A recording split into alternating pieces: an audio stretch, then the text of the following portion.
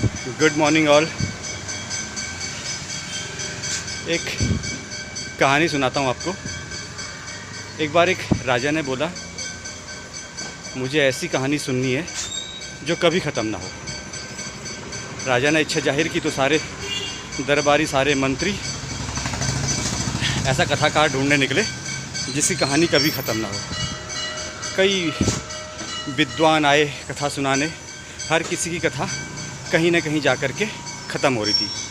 उसके बाद एक विद्वान ने कहा, मेरे पास एक ऐसी कहानी है। जब सब थक हार गए, मेरे पास एक ऐसी कहानी है जो मैं राजा को सुनाना चाहता हूँ। मैंने कहा ठीक है, कभी ख़त्म तो नहीं होगी? उसने कहा नहीं, कभी ख़त्म नहीं होगी। आज तक तो ख़त्म नहीं हुई, आगे भी ख़त्म नहीं होगी। और राजा के सम्मुख ले गए उसको। उसने राजा से शर्त रखी कि जब तक मैं कहानी सुनाते रहूं तो तुम्हें पीछे से हुंकार देनी है मेरे को। उसने कहा हाँ ठीक है, मुझे मंजूर है। पंडित जी ने कथा शुरू करी। एक जंगल में विशाल पीपल का वृक्ष था। राजा ने कहा अच्छा, फिर? उन्होंने कहा उसमें बहुत सारे पक्षी बैठे रहते थे। उसने कहा फिर?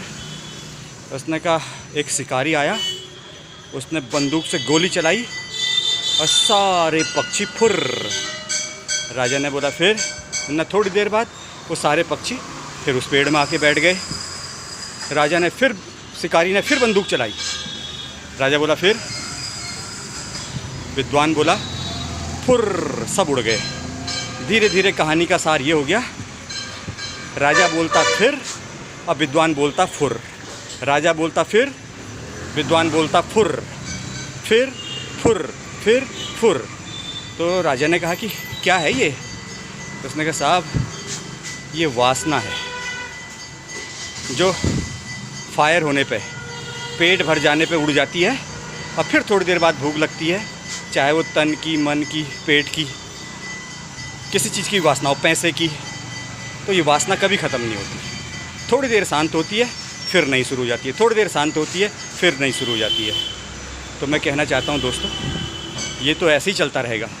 हमें सुकून ढूंढना है, अपने भीतर परमात्मा को ढूंढना है, अपने सोल को ढूंढना है और स्ट्रॉन्ग करना है अपने माइंड को, ताकि हम इस प्रकृति के अद्भुत नज़ारों का, अद्भुत जो सारी सृष्टि में अद्भुत चीज़ें हमारे लिए बनाई हैं भगवान ने, उनका हम आनंद ले सकें। इन्हीं शब्दों के साथ जय हिंद, जय भारत। आप सबका दिन शुभ हो।